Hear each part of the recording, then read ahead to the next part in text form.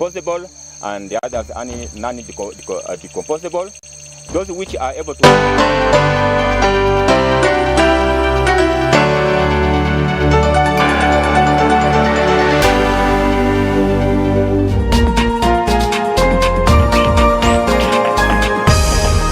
Up next on UBC, brought to you by... Keep the lights on. Use Airtel Money to pay for all your Yaka bills conveniently.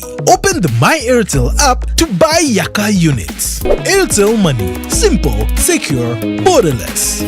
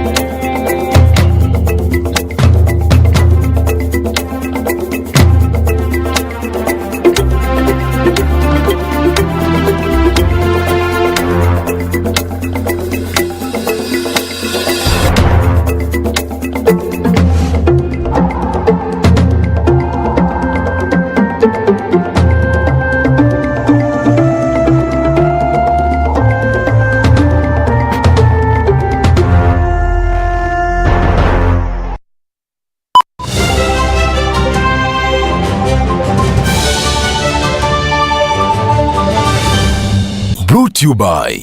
How to get points. Just use...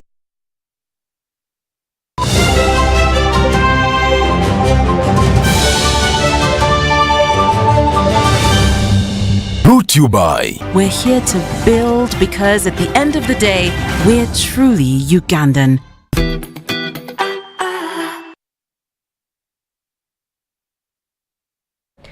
Hello and welcome to News Tonight. I am Rhodah Ngonzi. Elizabeth Nakokoni is our sign language interpreter. Let's take a look at the top stories tonight.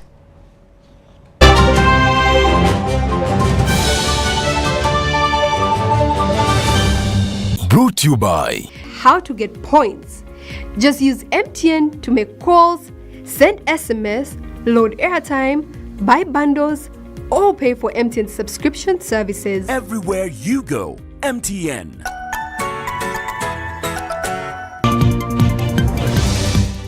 The First Lady and Education Minister Janet Museveni commissioned Seed Secondary School in Chaka to refugee camp. Increasing spread of influenza in schools worries government. While Minister for Security Major General Jim Muhwezi denies the existence of safe houses in Uganda.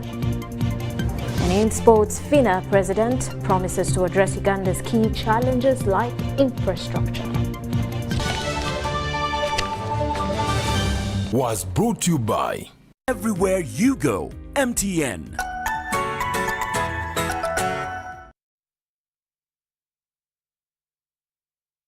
Hello, once again, let's dig into it. President Yoweri Museveni has said fair elections where political actors rely on numbers and not tribes to form alliances helps bring unity. He said during civil wars, tribal wars sometimes occur. President Museveni was today holding bilateral talks with His Excellency General Abdel Fattah Abdurrahman Al-Burhan, the chairman of the Transitional Sovereignty Council of the Republic of Sudan. General Abdel Fattah Al-Burhan is in Uganda on a one-day official visit at the invitation of President Yoweri Museveni. He was accompanied by a high-level delegation of ministers and other senior government officials. On the bilateral relationship, President Museveni said the best thing is for the Joint Permanent Commission to meet and agree on what to do to improve trade between the two countries. They agreed to reactivate the meetings of the Joint Ministerial Commission and Joint Political Consultative Committee and directed ministers responsible for foreign affairs to convene on the 7th session of the Joint Ministerial Commission and the 5th session of the Joint Political Consultations Committee as soon as possible. President Museveni congratulated General Al-Burhan for his efforts towards ensuring peace and stability in the region and working towards a broad-based and inclusive governance architecture in the Sudan. General Al-Burhan congratulated President Museveni upon his successful re-election as the President of Uganda and commended him for his outstanding leadership on matters of peace, security and stability in the region and the socio-economic transformation of Uganda. To visit Sudan in the near future, I beg your pardon.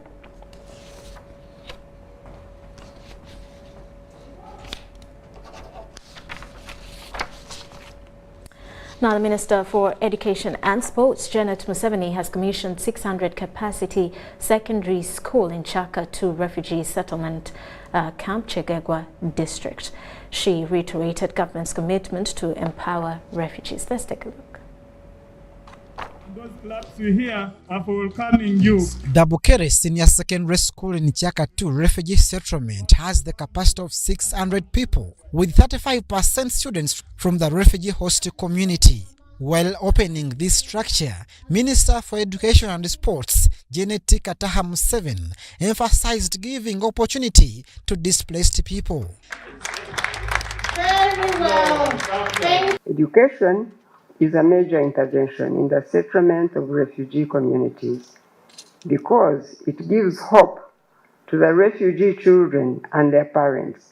She expressed government commitment of equipping refugees with the skills required in the job market. Particularly from an educational perspective, the government partners with various donors who assist in establishing schools and training centers to equip refugees with formal education and practical skills such as tailoring, carpentry, building, metal fabrication, to enable them to become competitive in the job market. The United Nations High Commission for Refugees urged government to support the sustainability of education systems in refugee settlements. We want the teachers working for refugees to be paid by the same system of teachers, covering host communities. And we will do that as long as necessary and as long as we don't have a successor arrangement that is sustainable. This is the second post-primary school in the refugee settlement constructed by Finchurch Aid organization funded by the US government. 2 post-primary schools in this refugee settlement are overwhelmed and are resorting to double shift system. Education minimum standard says a school should not have more than 1,500 students at a school. But in refugee settlements, we have schools with 4,000, with 5,000 children. Leaders of Chegegwa district appealed to the Ministry of Education and Sports for grant aid towards uplifting education standards. The human resource, the district has a total ceiling of 614 against the need for 1,005 teachers to address the teaching gaps. We request to pilot the presidential initiative on skilling the girl child and provide opportunity for male engagement to protect the girl child, especially in the rural areas like Chegegwa district. Finchurch Aid has committed 1.2 billion shillings to upgrade 68 schools and construct 3 secondary schools in 4 refugee settlements of Chaka 2 in Chegegwa district, Ramwanja in Kamwenge district, Bidi in Yumbe district, and Parolinia of Obonji district. Abdul Nasser Lubwama, UBC News.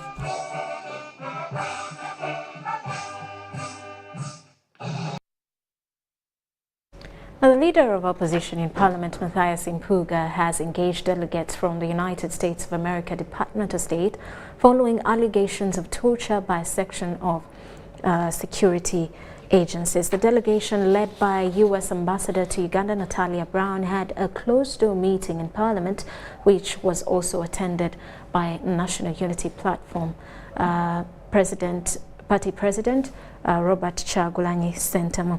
The NUP leaders who later addressed the press revealed that the pursuit of promoting rule of law is an important journey, and the engagement of the U.S.'s Assistant Secretary for Democracy, Human Rights and Labor, Lisa Peterson is timely. The meeting also comes at a time when Parliament, through the Human Rights Commission, is investigating the alleged torture claimed by the opposition in Uganda. Filter through the family of humans, and therefore the US being a key partner in our democratization process, it gets interested in matters that relate to our democratization. There are those out there that believe that the issues are exaggerated, and therefore some of them desire to come and have a feel and smell the air about these issues. That's the reason why Madam Peterson Lisa was here with her team, together with the ambassador, to share with us. We have had a meeting involving all the party whips on the opposition side and a few members of the opposition that we managed to invite. So I don't have to go into the nitty-gritty of the conversation, but essentially that was the peak of our conversation.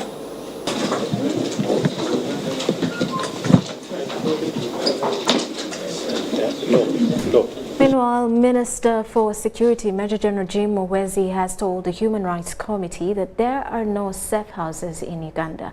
Muhwezi, however, while appearing before the committee, said that in security the safe houses are not supposed to be used for detaining people, but rather for operational purposes.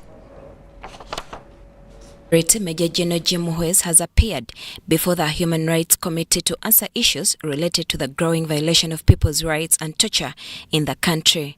The minister told the committee that security safe houses are only used for operational activities and not detaining people.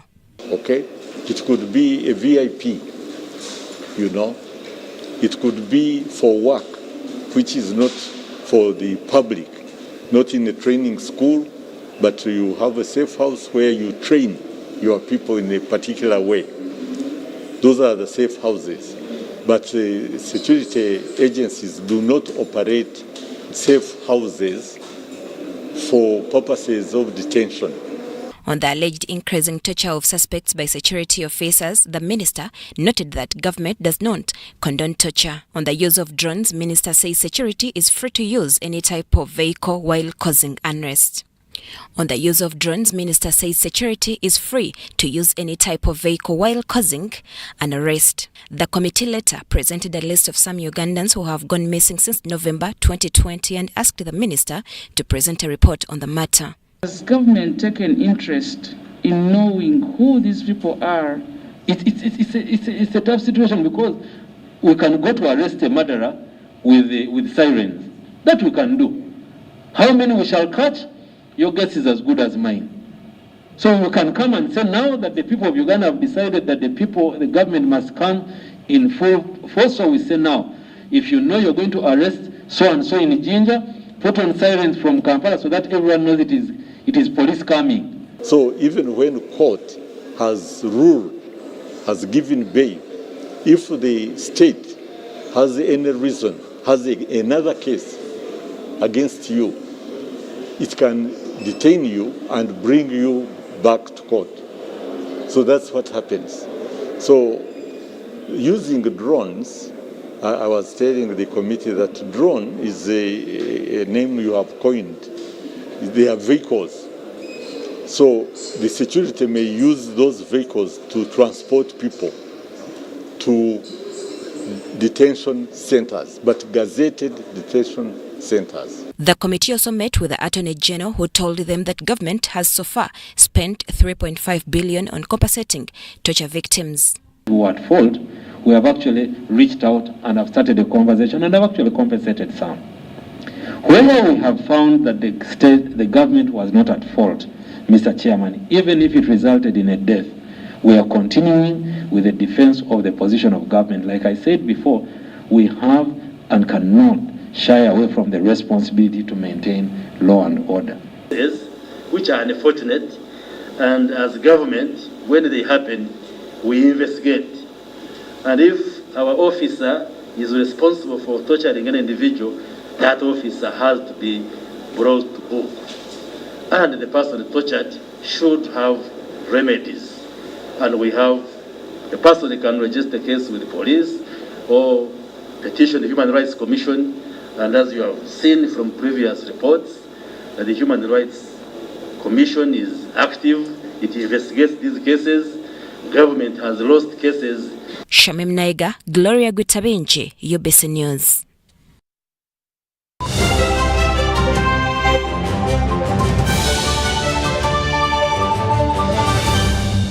Brought to you by. We're here to build because at the end of the day, we're truly Ugandan.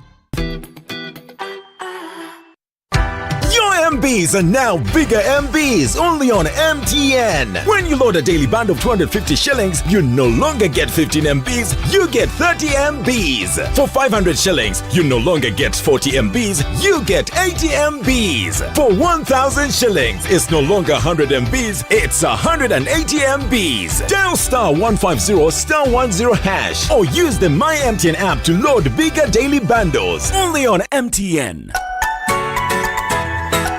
MTN is regulated by the Uganda Communications Commission.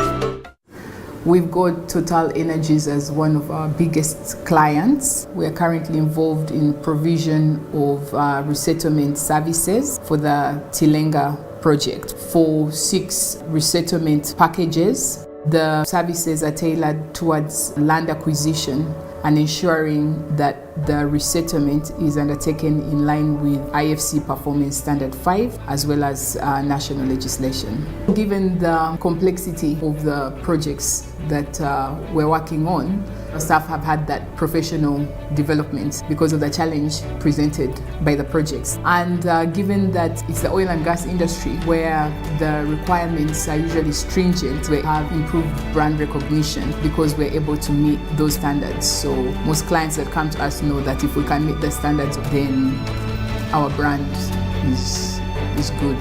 Total Energies EP Uganda is committed to the empowerment of Ugandans to take an active part in the overall development of the oil project in Uganda.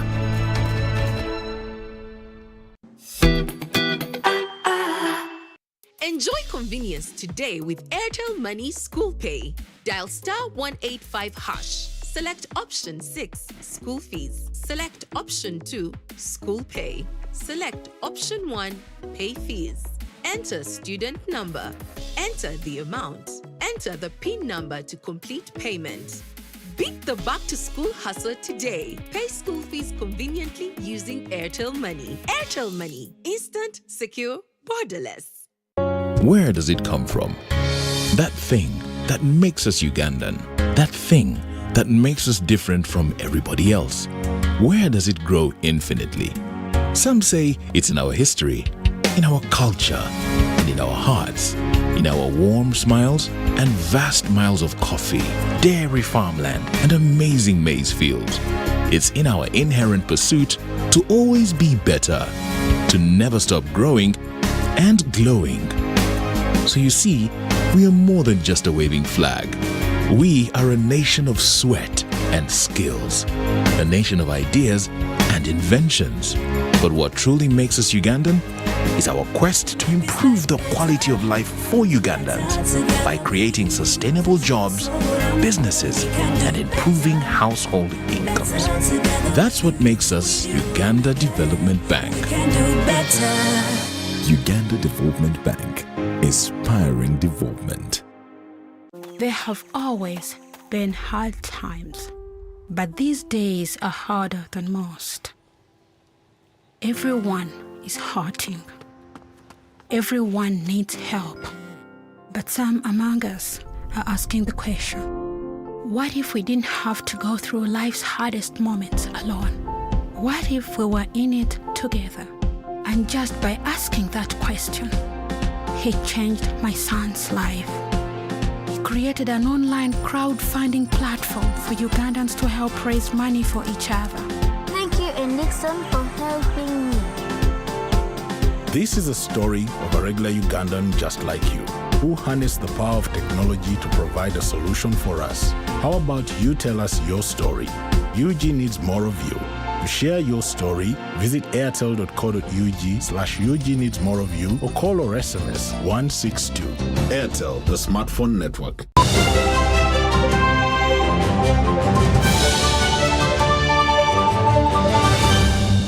Brought to you by. We're here to build because at the end of the day, we're truly Ugandan.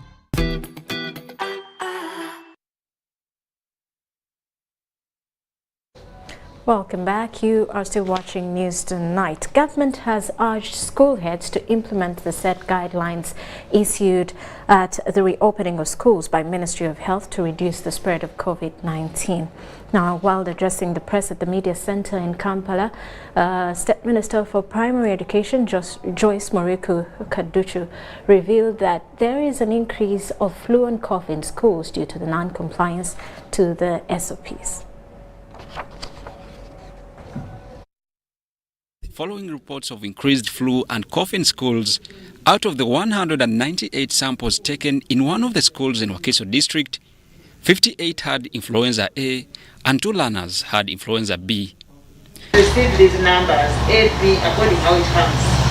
Right now we have SARS-2 because SARS-1 came or was discovered much earlier. So influenza A and B, they came in different sequences, but like Dr. Henry has said, influenza A is more virulent, is most aggressive. It affects mainly children who are under 5 years, but especially the infants, those who are below 1 year. We want to establish school medicine kits, a small kit for these schools, so they can support common ailments like malaria, common ailments like cough, common ailments like worms. So this small medicine kit is going to support the schools and will be distributed through the nearest health facility. That's our plan. So the schools will be taking this medicine through our nearest health facility.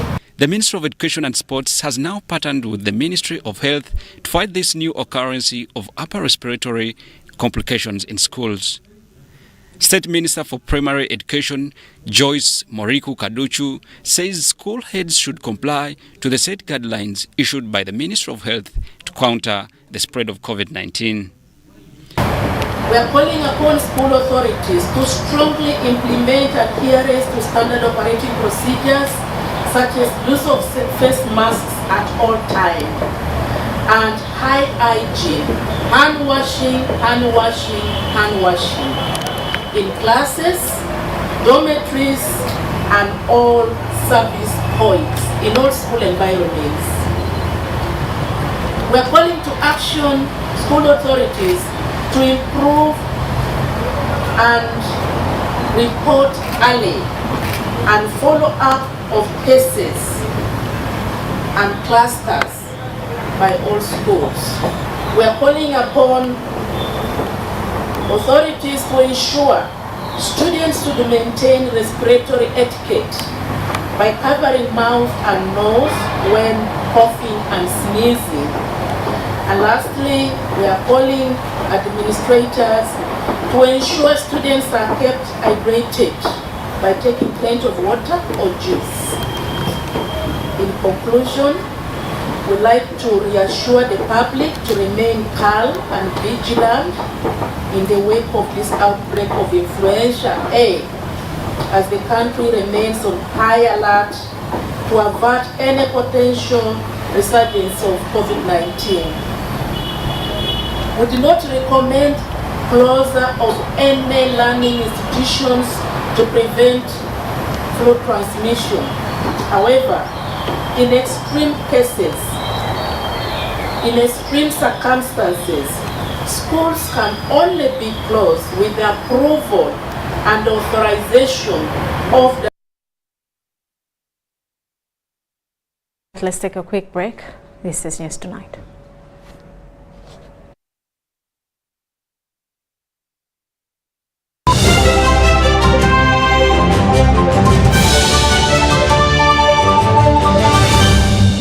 Brought to you by. We're here to build because at the end of the day, we're truly Ugandan.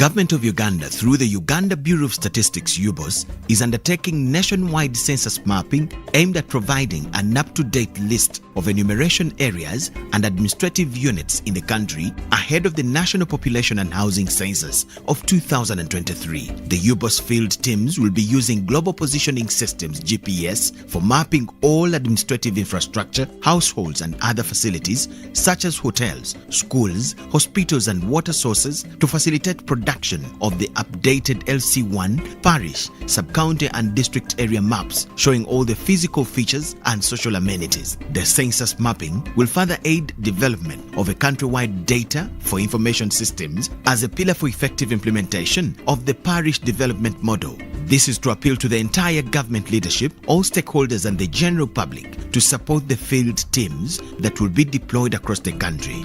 Announced by Dr. Chris Ndatira Muchiza, the Executive Director and Chief Statistician. For further clarifications, please contact the Office of the Executive Director on 0755 342 128.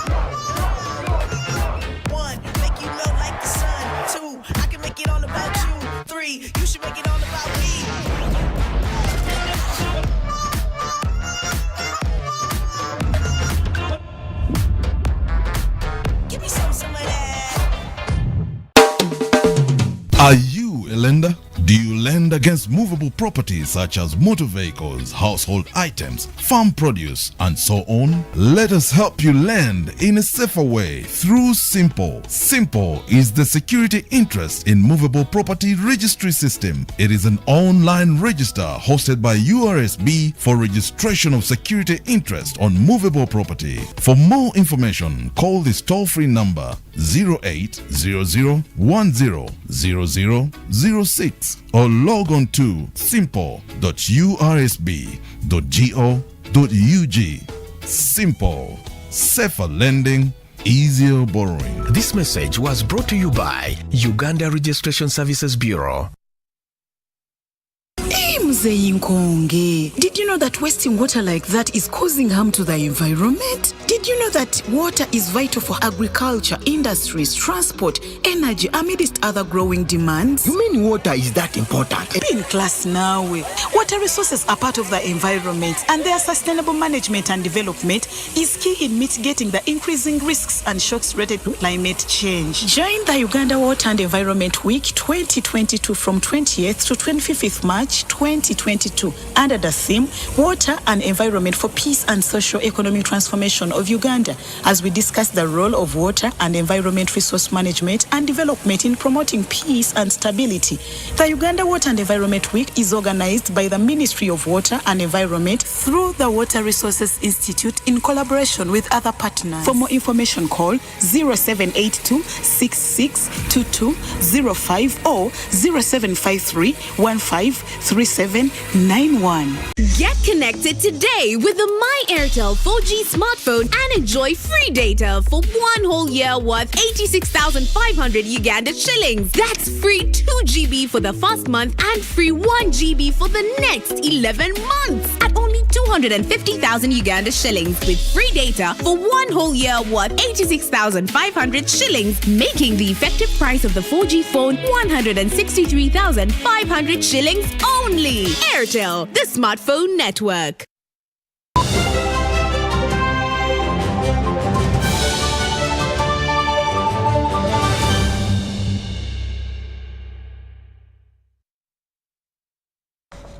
Welcome back. Now in business news, Ugandans living in the diaspora have threatened to put a stoppage on registration of new labor exporting companies due to the increasing cases of exploitation of Ugandans in the Arab world. Abiwalu Simbi, the senior presidential advisor on diaspora affairs, says Uganda has a number of shadow companies using the externalization labor for personal gains.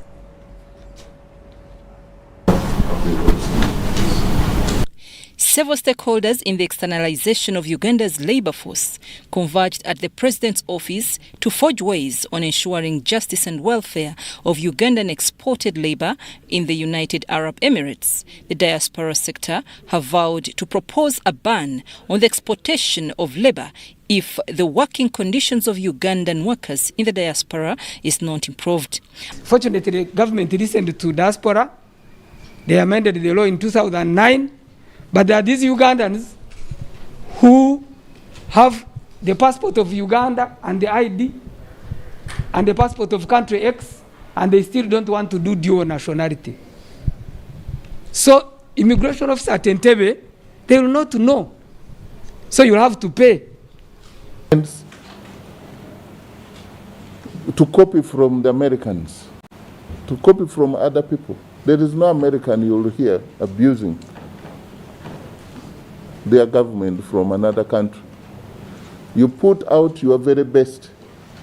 Even if you come from a poor home, you cannot go and abuse your father when you're at a neighbor's house. According to Abi Walusimbi, the presidential advisor on diaspora affairs, 10 labour export companies have been assessed. Following reports of mistreating Ugandans with recruitment companies they attach them to. I would strongly recommend a special external labour monitoring committee with the guidance of the external labour monitoring desk to ease information sharing, also better coordination.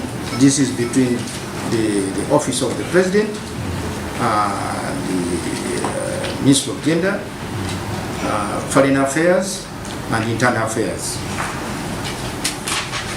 We have already requested Mosaic, His Excellency the President, to consider this.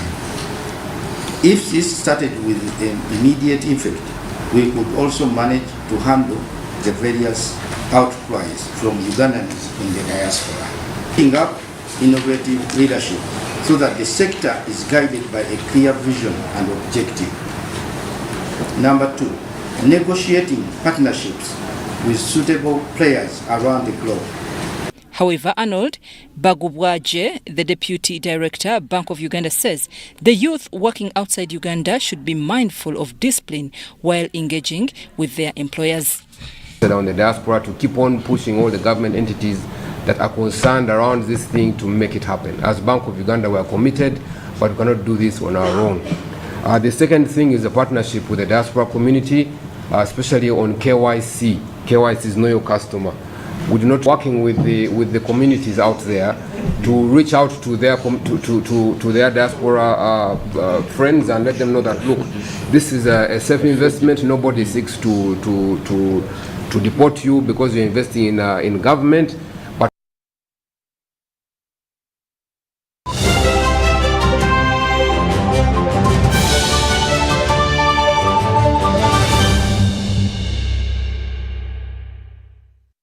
Right, and now in sports, visiting International Swimming Federation President Captain Hussein Al-Musalam has committed to help Uganda achieve its dream of world-class swimmers. This, he believes, can be achieved by improving facilities that will attract more numbers. Uganda has been honored by the visit of International Swimming Federation FINA President Captain Hussein Al-Musalam. His stop in Uganda, which is basically a needs assessment, follows others elsewhere in countries like Tanzania, Zanzibar, Rwanda and Burundi. To see every country they have a swimming pool, like when they have, every country have stadium. But now we need to work with the government, with the Olympic and sport family in not only in Uganda, in all countries, to how we can help to have a swimming pool and to give the maximum number of children access to train. To Uganda, this visit is monumental and will, according to stakeholders, go a long way in solving key challenges that have hindered the sport's growth. Key challenges, of course, that we have is facilities, and this is something that's been a common theme in a lot of the countries that we have visited together with the President. And this is something which I believe he's very strong on addressing together, but this needs a partnership of the government. The fact that he's here, I think, is testament to how far we've come. as a sporting nation, and also particularly swimming. So we're quite excited. It's going to give us an opportunity to continue showcasing what swimming as a sport has been able to achieve, but also for us to illuminate what we need to do to grow the sport. But the focus really is on the athletes, for them to understand the importance of ensuring that the sport thrives, that we take actions that enable them to perform better and excel. The FINA president is accompanied by gold medal winning Olympians Phiri Witeman and Ranomi Kromo-Wijojo. We would like to see the swimmers and speak with the swimmers, to see the facility, but also hear their story, or most of all, we would like to inspire the generation. During his 2 days stay, the FINA president has already interacted with the First Lady and Minister for Education and Sports, and will meet National Council of Sports, Uganda Swimming Federation and Uganda Olympic Committee on his final day on Friday. He will also meet Uganda's elite swimmers, including Kirabo Namotebi and Tendo Mukalazi, who have returned from a training camp in Russia. John Barnes Sentamu reporting. Well, and that does it for News Tonight for now. We do return at 10 o'clock with more details. Elizabeth Nakakone on sign language. I am Rhodah Ngonzi. Do stick around.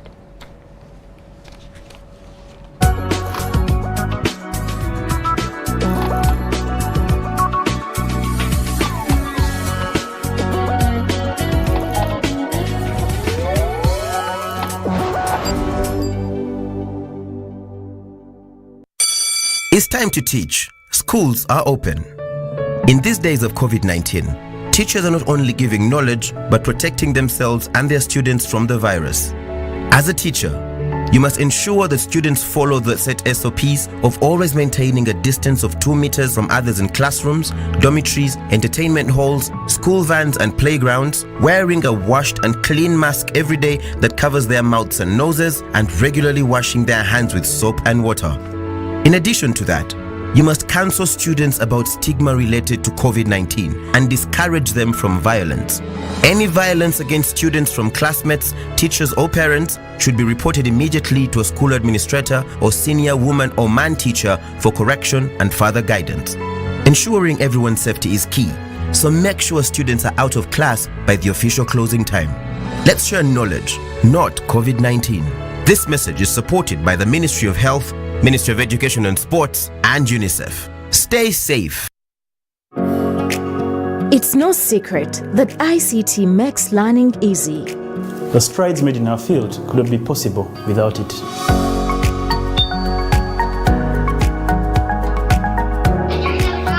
And now we can watch our favorite shows.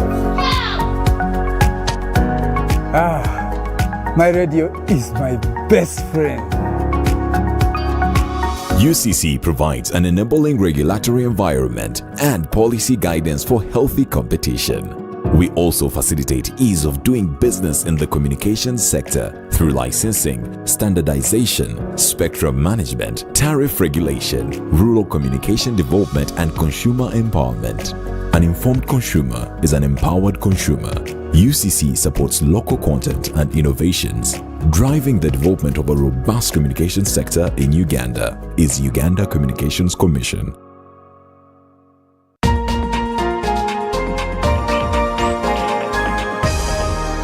This week on UBC. Sickle cell disease is a genetic blood disease. This gene pairs up with this, you have a carrier.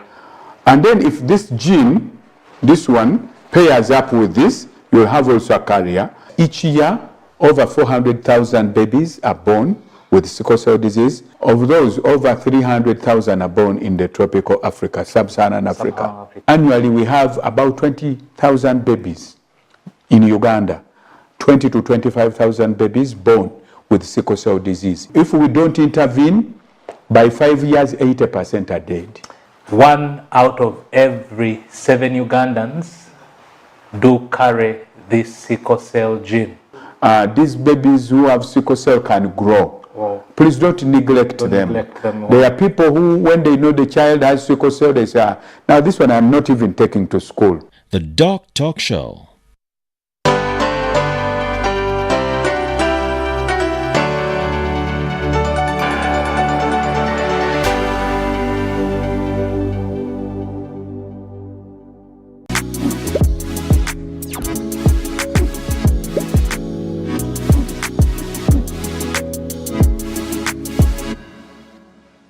Hello, you're on Initiative Africa. My name is Asha Samput. Welcome to this new edition of your weekly magazine featuring Africa on the move through smart innovations and initiatives that work. Let's get on with the show with our top stories today. We meet Yves Ngonzi this week, a visually impaired Franco-Cameroonian who arrived in France at the age of 18 and made his disability a strength and an inspiration. He has just launched the association Déficient Visuel Lancez-vous, or Visually Impaired Get Started, in Cameroon to provide innovative solutions to the disabled in his native country. He's our guest this week. What I want for the NGO is the DV ensemble concept of mixing the visually impaired, the blind and the sighted in all our activities. A high-level cardiology and oncology hospital based in Nairobi, Kenya, has been in existence for almost 20 years, a major asset in the face of increase in cardiovascular disease and cancer in Africa. In East Africa, which is not limited to East Africa, basically it's the entire sub-Saharan Africa region. And we have had projections of up to 70% of new cases globally happening in these parts of the world. Spotlight on the world of the visually impaired in Yaoundé in Cameroon. Emancipation inspired by Yves Ngonzi's NGO in a spirit of community sharing. We had to create a project to get the visually impaired and blind out of their comfort zone, their home, their sedentary lifestyle. The aim is to make the visually impaired become actors of their own emancipation and aspirations. According to the World Health Organization, cardiovascular disease will be the leading cause of death in sub-Saharan Africa by 2025. The Aga Khan Hospital in Nairobi, Kenya benefits from advanced medical technologies to treat these pathologies which have become too frequent. We had met this center of excellence and its staff. Take a look. It's the end of a long night's work for Dr. Jailan and his team at the cardiac surgery unit in Nairobi's Aga Khan Hospital. This is one of the nerve centers of the Aga Khan Development Network, an agency that has been active in East Africa's healthcare sector for many years. I'm an interventional cardiologist, which means that when people come in and have a heart attack, I can access, I can look at the blood vessels that supply blood to the heart, the coronary arteries, and look to see if there are any blockages. When Dr. Jailan left his practice in England a year ago, he was astonished by what he found in Africa, by the new diseases he saw. I was astonished to find when I arrived that the prevalence and extent of coronary artery disease in patients in this part of the world is as severe, if not more severe, than it is in other parts of the world. There are more people getting this condition. It's not that we're better at picking it up, but there are more people getting this condition.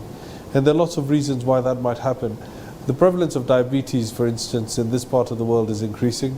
High blood pressure is a very common condition that affects almost a third of Kenyans above the age of 25.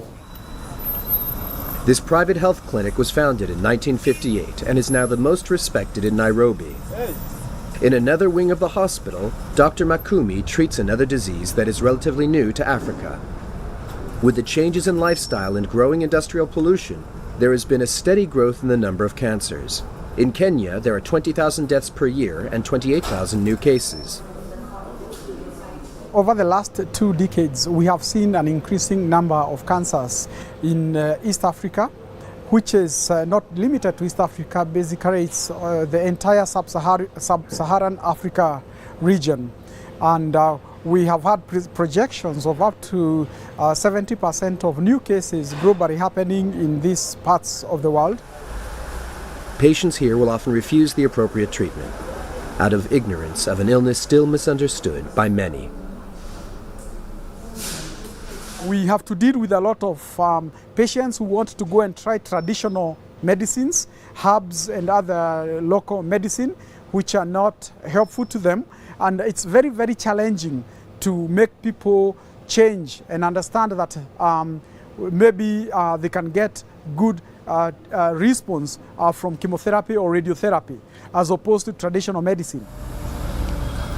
With less infectious diseases but more cardiovascular diseases and cancers, there has been an added financial burden to bear. As in developed countries, these pathologies are expensive both for hospitals and for patients.